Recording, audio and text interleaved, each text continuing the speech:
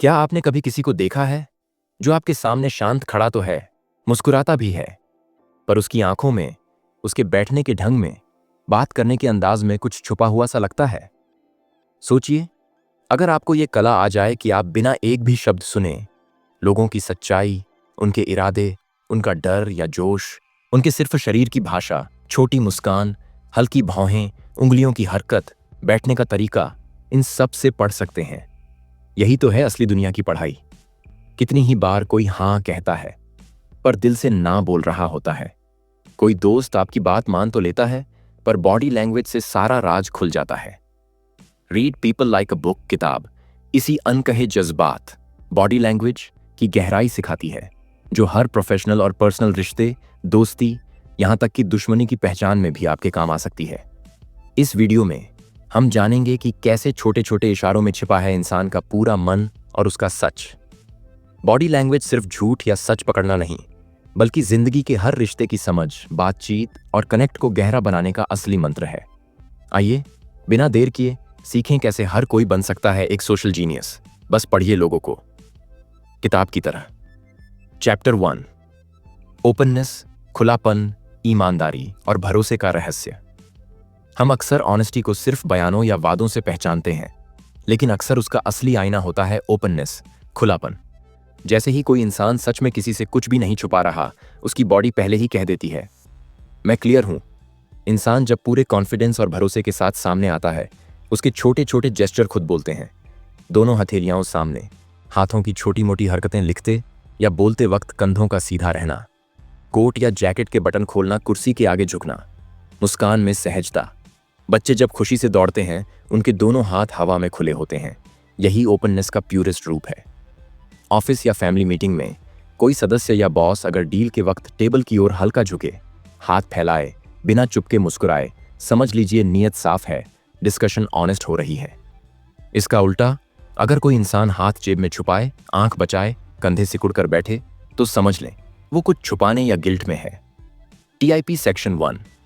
Meeting, interview या किसी भी रिलेशन में सबसे पहले सामने वाले के हाथ, आंख और बैठने के ढंग को पढ़ें।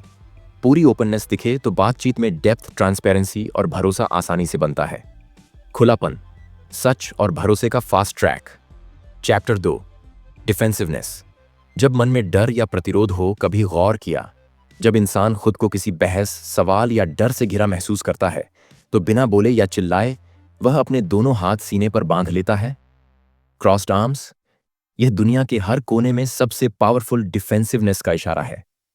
यह दिखाता है कि इंसान मन से खुला नहीं, शायद डर में या अपनी राय को बचाने के लिए डिफेंसिव है। छोटे बच्चे माता पिता की डांट सुनते वक्त अक्सर ऐसा करते हैं।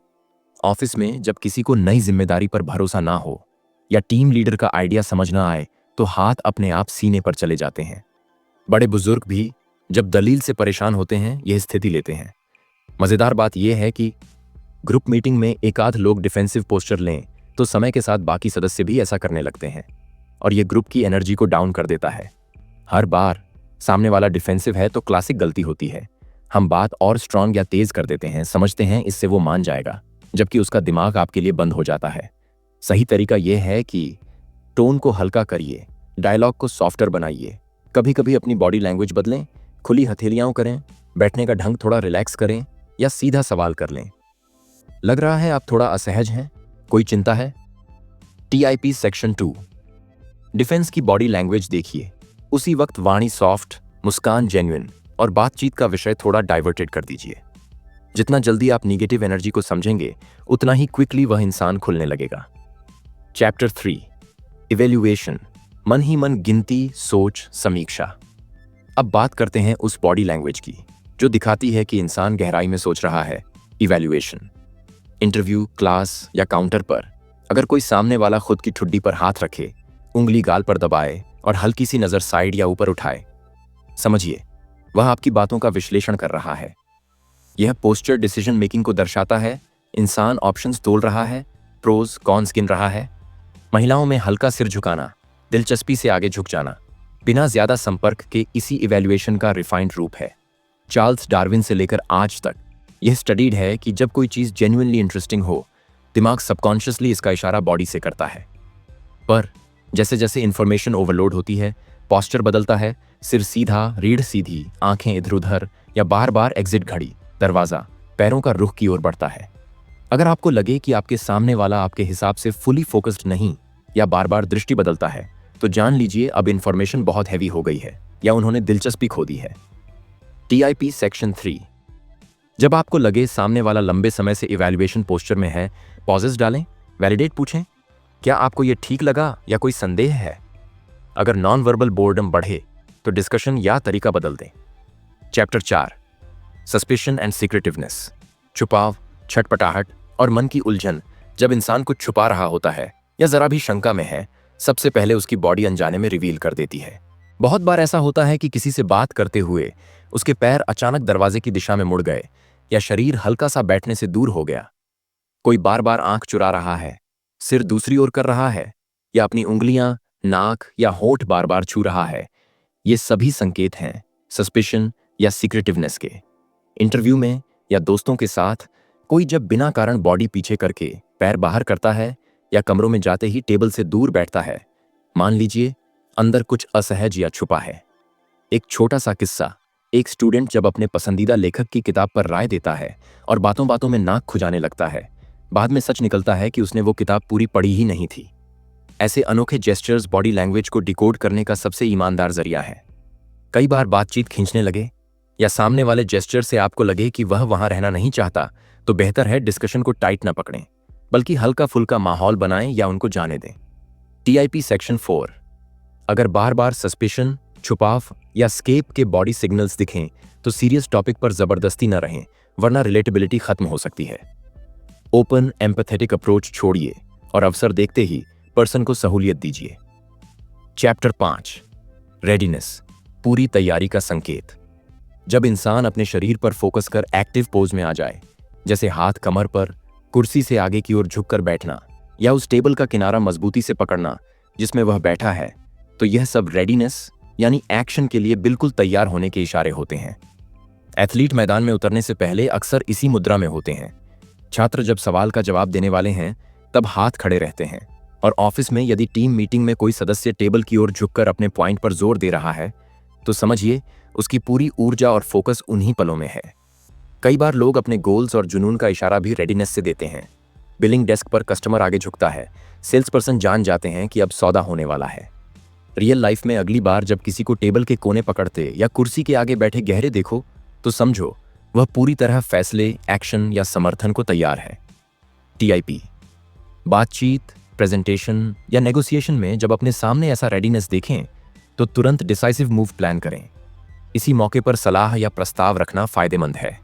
चैप्टर 6, भरोसे और हिचक का नॉन वर्बल इशारा, हाथों को घुमाना, पेन या नाखून चबाना, कपड़ों या बालों को बार बार छूना, ये सब छोटे छोटे संकेत होते हैं कि मन में असुरक्षा, डर या खुद पर अनिश्चितता है। अक्सर महिलाएं या बच्चे जब असहज या डरे हों तो उंगलियों की हरकतें बढ़ जाती हैं। बैठते उठते बार बार वस्तुएं पकड़ना, कभी हाथ की रेखाओं में घूरना, यह इंसान का सबकॉन्शियसली खुद को शांत करने या दूसरे से रीअश्योरेंस की उम्मीद करने का तरीका है।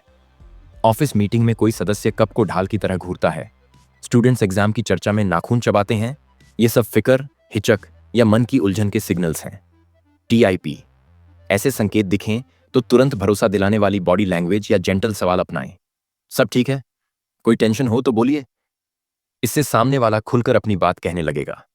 चैप्टर 7, सहयोग, साथ, समर्थन और टीम भावना के इशारे। कभी टीम वर्क या ग्रुप डिस्कशन में किसी को चेयर के आगे झुके या हाथ फैलाकर सामने रखने या चेहरे पर जेन्युइन उत्साह के साथ सिर झुकाते देखा है।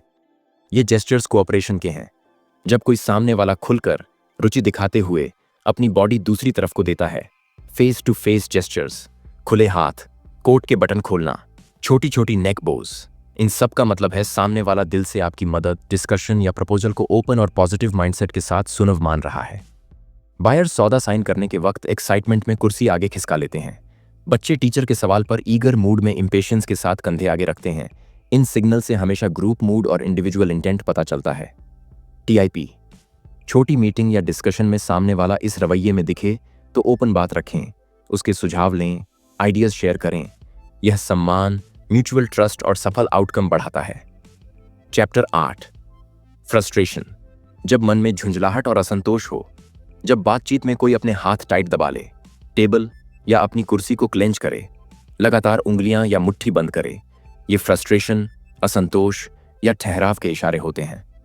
कई बार बहस में सुलह न हो पाना, बार बार अपनी बात समझाने के बाद भी सामने वाला हरकत न बदले, या जब कोई अपने अहंकार में आपकी बात पर ध्यान ही न दे तो अंदर फ्रस्ट्रेशन बढ़ जाती है और शरीर अपने आप यह बाहर सिग्नल कर देता है।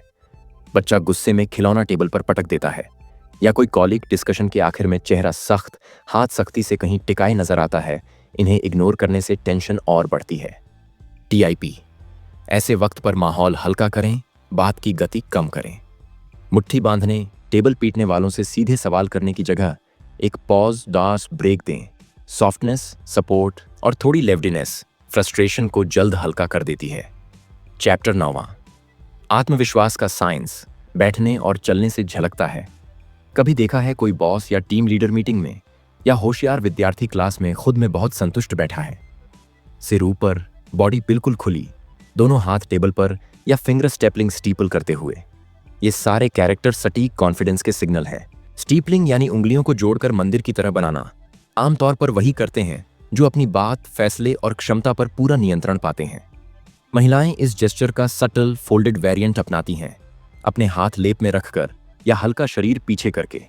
कॉन्फिडेंस दिखाने वाले लोग अपनी चीजों पर प्राइड भी ओपनली शो करते हैं, जैसे गाड़ी के मालिक कार की बॉडी पर हाथ रखकर बात करते हैं या बॉस पटपट कर कुर्सी का हैंडरेस्ट पकड़ लेता है। TIP, जब खुद को या सामने वाले को सर्वश्रेष्ठ बॉडी लैंग्वेज में पाएं, उस मूड एनर्जी का इस्तेमाल किसी मुश्किल डिस्कशन या बड़ी नेगोशिएशन के लिए जरूर करें। आत्मविश्वास सबको कंटेजियस लगता है। चैप्टर 10, असहजता और घबराहट कैसे पहचानें। कभी सोचा है कि क्यों लोग बड़ी भीड़, इंटरव्यू या परीक्षा के वक्त बार बार अपनी पैंट या कुर्सी को सीधा करते हैं, हाथ मुंह पर ले आते हैं, बार बार होंठ काटते हैं, पलके ज्यादा झपकाते हैं या पैरों को घुमाते रहते हैं। ये छोटी छोटी बातें नर्वसनेस यानी अंदरूनी असहजता के सबसे पक्के संकेत हैं। जब इंसान कोई राज छुपाना चाहता है, वो बोलते वक्त अपने मुंह के ऊपर या पास में हाथ रखता है, आंखें नीचे या इधर उधर बेवजह दौड़ती हैं। हर बार कोई कठिन या अनजान सवाल आता है, हम अक्सर अपने शरीर का कोई हिस्सा छुपाते हैं, जैसे मानो खुद को किसी खतरे या शर्मिंदगी से बचाना हो। इंटरव्यू हो, क्लास में जवाब देने का वक्त या किसी पारिवारिक चर्चा में अपना पक्ष रखने का, अगर बार बार हाथ पैर अपनी जगह बदल रहे हैं तो समझिए इंसान डिसीजन की सक्रिय तैयारी में नर्वस है। यह भी देखा गया है कि जब किसी ने मन में फैसला ले लिया होता है तो यह हलचल अचानक रुक जाती है। TIP, किसी को बार बार अनईजी जेस्चर्स करते देखें तो सॉफ्ट टोन में बातचीत करें, जल्दी जल्दी सवाल या दबाव ना बनाएं। थोड़ी देर खुद मौका दें ताकि सामने वाला खुलकर सोच सके। चैप्टर 11, सेल्फ कंट्रोल, खुद पर काबू रखने की बॉडी लैंग्वेज बचना हो। गुस्से, बेचैनी या उत्सुकता के फालतू असर से तो इंसान अनजाने में ही सेल्फ कंट्रोल की पोस्चर अपनाता है, जैसे एक हाथ को पीछे मोड़, दूसरे से कलाई या बाजू कसकर पकड़ना, पैरों के टखनों को क्रॉस करके बैठना या मुट्ठी बंद कर लेना। सार्वजनिक इवेंट, बड़ा इंटरव्यू या स्टेज पर जाना हो, इन सब में ये पोस्चर बेहद आम है। कितनी बार ऐसा होता है, डॉक्टर के पास लाइन में इंतजार, नौकरी का इंटरव्यू या कोई असहज बातचीत, लोग न चाहते हुए भी अपने टखनों को जोड़ लेते हैं, उंगलियों को फोल्ड करते हैं या हाथ पीछे छुपाते हैं। यह आत्मनियंत्रण यानी पकड़ बनाए रखने की कोशिश है, क्योंकि सभ्य महसूस करना भी समाज में सुरक्षित रहने का रास्ता है। गुस्से में लोग सिर खुजाते हैं, गर्दन मलते हैं या खुद ब खुद फॉल्स पावर पोस्चर बना लेते हैं। अगर सामने वाला अचानक अपने बाजू को पकड़कर बैठे या हाथों को पीछे बांध ले तो समझिए कि वह मन की असली हालत को छिपा रहा है। TIP, ऐसी बॉडी लैंग्वेज देखकर बातचीत को तनाव मुक्त रखने की कोशिश करें। अपने या दूसरे के इस इशारे को समझदारी से लें, सीधा या ताना मारकर नहीं, बल्कि थोड़ा स्पेस देकर। चैप्टर 12, सैडनेस, गम, बोरियत या डिस्कनेक्ट के इशारे। अक्सर मीटिंग, लेक्चर या पारिवारिक चर्चा में लोग अपने सिर को हाथ या हथेली पर टिका लेते हैं, आंखें नीचे और धीमी, मूड फीका हो जाता है। ये इमोशनल डिस्कनेक्ट या गहरे गम का संकेत है। कई बार लोग देखना और सुनना अलग अलग करते हैं, चेहरा तो आपकी ओर पर असल में ध्यान कहीं और। जब कोई इंसान गुमसुम सा दिखे, पलकें कम झपकें या टेबल की तरफ घूम जाए तो समझ जाएं कि दिल में या तो ऊब है या कुछ बोझ। ऐसी हालत में इनडायरेक्ट कॉन्वर्सेशन या कभी कभी हल्की सी स्माइल या दोस्ती से हाथ पकड़ना माहौल को हल्का कर सकता है। कभी कभी लोग रिग्रेट के चलते चेहरे को ढक लेते हैं, सिर झुका हुआ, आंखें अधखुली रहती हैं। ऐसे सीन में एम्पैथी काम आती है। माहौल या टॉपिक बदलने से मूड में अक्सर हल्कापन आ सकता है। टीआईपी, सैडनेस या बोर्डम भांपिए तो बोलने का टोन हल्का करें, कुछ अपलिफ्टिंग या मोटिवेशनल जोड़िए।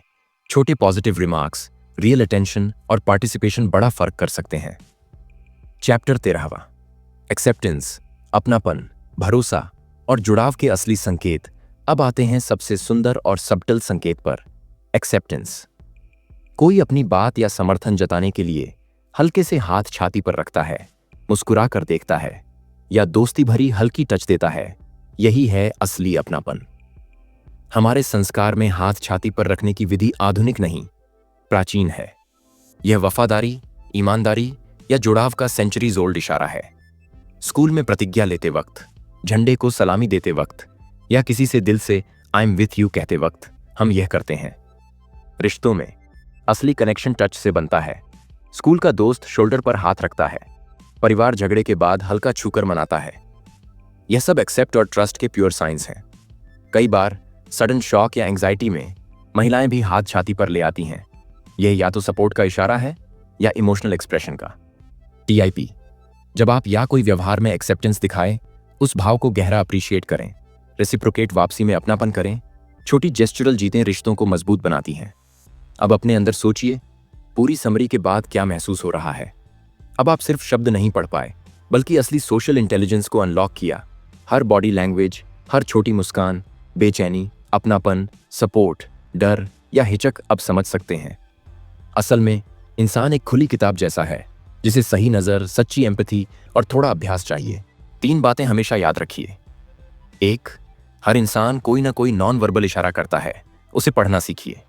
2, खुद की बॉडी लैंग्वेज पर काम कीजिए, असली कम्युनिकेशन यहीं से शुरू होती है। 3, रिश्तों में हमेशा अपनापन और सकारात्मकता। 2, सामने वाला तुरंत कनेक्ट करेगा। इस पूरी कला को मजेदार बनाइए। घर, ऑफिस, दोस्ती, प्रेम या किसी भी माहौल में कभी कभी बस ऑब्जर्वर बनिए।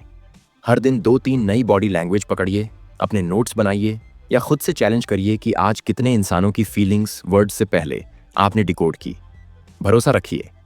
द बुक थिंकर्स चैनल पर हम हर हफ्ते ऐसी ही शानदार किताबें लाते हैं जो आपकी जिंदगी और सोचने का नजरिया बदल सकती हैं।